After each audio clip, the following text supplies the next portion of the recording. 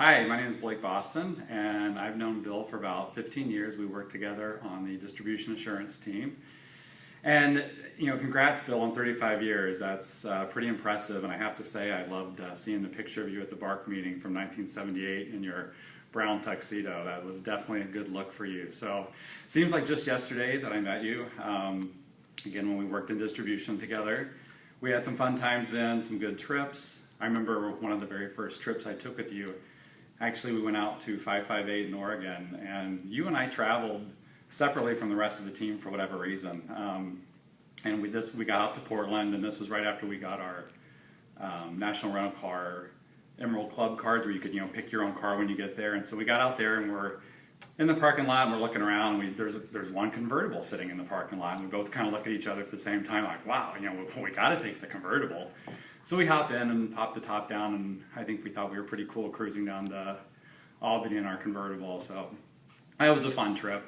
But my best Bill story has got to be the Pez story. And some of you may know the Pez story. It's probably been told over the years, but it's too good of one not to share again. So we were out on another assessment trip out in California. And this was back when we used to do the Saturday stays to save on the airfare. And there was a group of us that decided to stay the weekend in LA, and we went to Universal Studios on Saturday. And so we're spending the day in the park, and we go into the Pez store, which, yes, actually there's a Pez store with thousands of Pez dispensers that you can, look at and buy, whatever.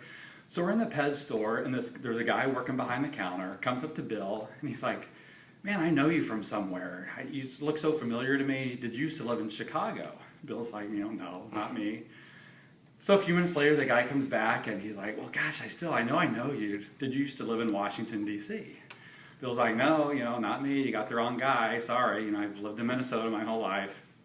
And so a few minutes later, the guy comes back, and he's like, oh, I know exactly. I know where I've seen you before. Did you go to high school with a guy? I can't remember the guy's name, so we'll just say, John Smith. Did you go to high school with John Smith? And Bill's like, well, yeah, I do remember a guy by that name.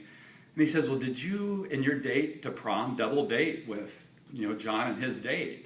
And we're all kind of like, this is really weird. But Bill's like, yeah, actually, that sounds familiar. We did. He was a friend of mine. So the guy said, well, he's my roommate here in California. And just last night, we were looking at old photo albums, and he was showing me pictures of when he went to prom, and you were in the pictures, weren't you?